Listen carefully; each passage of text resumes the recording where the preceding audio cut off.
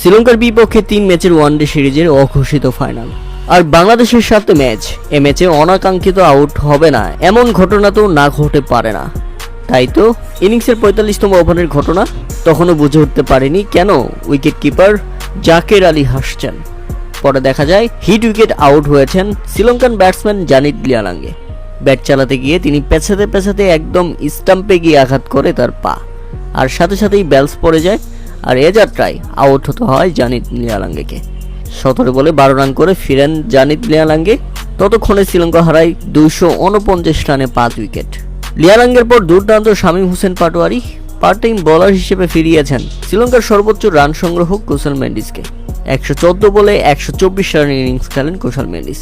এর আগে ৬৮ বলে ৫৮ রানের ইনিংস খেলে কুশল মেন্ডিসকে দুর্দান্ত সঙ্গ দিয়ে গেছেন অধিনায়ক চারিত আসালাঙ্কা।